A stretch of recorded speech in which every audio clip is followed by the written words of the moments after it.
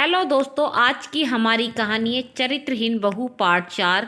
मुझे उसके लिए एक रिंग लेनी है और ड्रेस भी। अब मैं तो कई दुकान घूम कर आ रहा हूँ, पर मुझे कुछ भी समझ नहीं आया कि मैं क्या लूँ। इसीलिए फिर तुम्हारा ध्यान आया कि तुम भी लड़की हो और एक लड़की दूसरी लड़की की पसंद को अच्छे से जानती है। इसीलिए अब तुम मेरे साथ चलो। तारा ने कहा कि तुम अब अपने दोस्ती का गलत फायदा उठा रहे हो। तरुण ने कहा, जो समझना है समझो, पर तुम मेरी अभी मदद करो बस। तारा ने कहा कि मैं तुम्हारी मदद तो कर दूंगी, पर एक प्रॉब्लम है, तुम्हारी तनीषा और मेरे में। तरुण ने हैरान होकर तुरंत पूछा कि क्या प्रॉब्लम है तुम दोनों में। तारा ने कहा कि तुम्हारी तनीषा बहुत ही मॉडर्न और स्टाइलिस्ट है और मैं एकदम सीधी सादी। वो हमेशा स्टाइलिस्ट कपड़े और लुक देखती है और हमेशा सिंपल सी। मेरी पसंद भी मेरी तरह सिंपल ही होगी और वो शायद तुम्हारी तनीषा को पसंद न आए। इसीलिए मैं चाहकर भी तुम्हारी मदद नहीं कर सकती हूँ। तरुण ने कहा कि यह तो बात है जो तुम तनीषा के बारे में नहीं जानती। वो मुझसे बहुत प्यार करती है और मेरी लाई हर चीज़ को बड़ा संभाल कर रखती है और मुझे यकीन है मैं आज भी जो उसे ला कर दूंगा वो उसे भी बहुत प्यार से अपने पास रख लेगी। तरुण का तनीषा पर यह भरोसा देखकर तारा को बहुत खुशी हुई और उसने कहा कि अगर ऐसी बात है तो चलो फिर तुम्हारी तनीषा के लिए शॉपिंग करने चलते हैं। दोनों बहुत सी दुकान पर गए, लेकिन तारा को कुछ भी पसंद नहीं आ रहा था। तभी तारा ने एक माल देखा और उसने तरुण से कहा भी एक बार जाकर चेक करने के लिए कह। तरुण तारा की बात मान गया और दोनों उस मॉल में एक ज्वेलरी शॉप में के लिए एक रिंग खरीदने लगे। बहुत रिंग देखने के बाद आखिर तारा को एक सुंदर और सिंपल सी रिंग पसंद आ गई।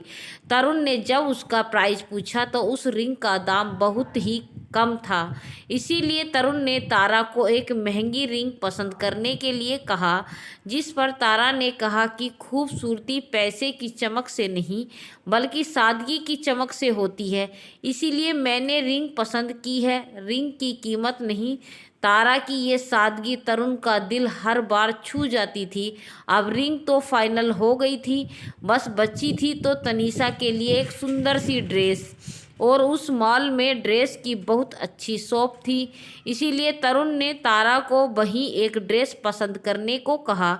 तरुण और तारा तनीषा के लिए ड्रेस पसंद कर ही रहे थे कि अचानक से तरुण और तारा दोनों की नज़र सामने के कैफ़े में बैठी तनीषा पर पड़ी, जो किसी अनजान लड़के की बाहों में बाहें डालकर बैठी हुई थी।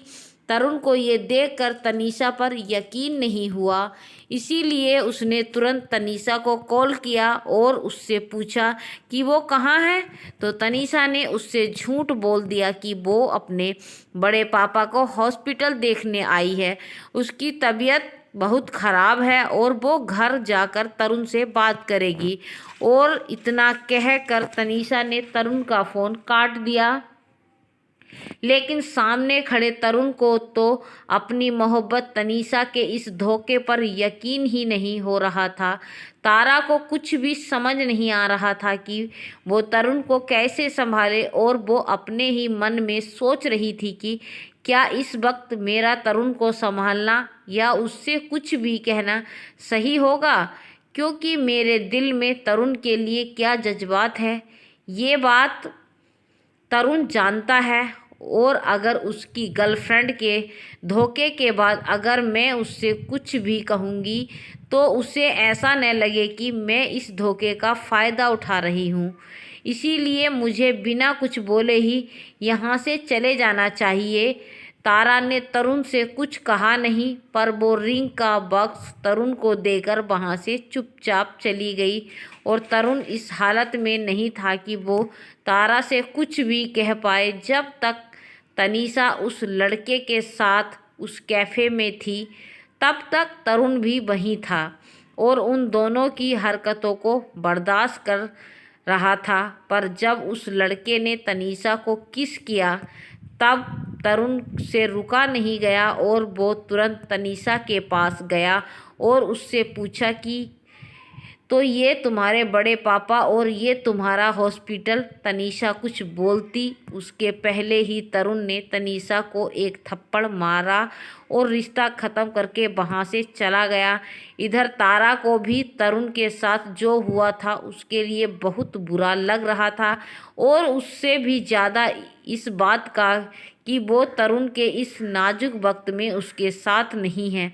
2 से 3 दिन बीत गए पर न तारा ने तरुण को कॉल किया और न तरुण ने तारा को जब लगने लगा कि शायद उसकी और तरुण की दोस्ती अब टूट चुकी है, इसीलिए वो अब कॉलेज अकेले ही जाने लगी। तभी एक दिन उसे रास्ते में तरुण मिला और उसने तारा को अपने साथ गाड़ी में बैठने के लिए कहा। तारा तरुण को ऐसे अचानक से देखकर थोड़ा हैरान हुई, पर उसने तरुण से कुछ नहीं कहा। चरित्रहीन गए तरुण ने कहा कि तुमने मुझे एक कॉल भी नहीं किया। रिश्ता मेरा और तनीषा का टूटा था, तुम्हारी और मेरी दोस्ती नहीं। तारा ने कहा कि तुम जानते हो तरुण, मैं भले ही तुम्हारी दोस्त हूँ, पर जो भी तुम्हारे और तनीषा के बीच हुआ उसके बाद अगर मैं कुछ भी करती तुम्हारे लिए दोस्ती के नाते वो गलत ही लगता, इसीलिए मैं तुम्हारी चाह कर भी मदद नहीं कर पाई। तरुण तारा की बात चुपचाप सुन रहा था। अचानक से आंखों में आंसू के साथ तरुण ने तारा से कहा कि मैंने तनीषा से अपना रिश्ता ख़त्म कर लिया है। तारा भी तरुण की बात चुपचाप सुन रही थी। तभी तरुण ने तारा की तरफ उस रिंग का बॉक्स आगे बढ़ा दिया।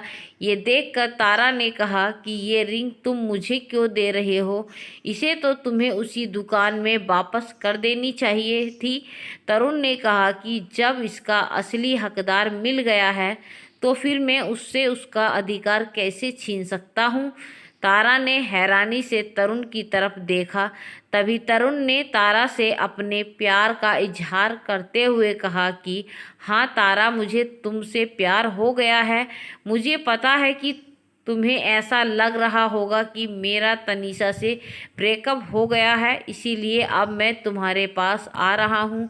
तो ऐसा नहीं है तारा, मैंने जिस दिन से तुम्हें समझा है तुम मुझे उसी दिन से अच्छी लगने लगी थी, पर मैं तनीषा को धोखा नहीं देना चाहता था, इसीलिए मैंने अपने मन में तुम्हारी तरफ बहकने से रोक लिया। पर अब जब वो शख्स ही नहीं रहा मेरी ज़िंदगी में तो कैसे? और मैं तुम्हें सच कहूँ तो तनीषा के धोखे के बाद मैं तुम्हें भारत को तो क्या खुद तनी किसी को कोई बात नहीं करना चाहता था, इसीलिए मैंने तुम्हें भी कॉल तक नहीं किया। अगला भाग जल्द ही।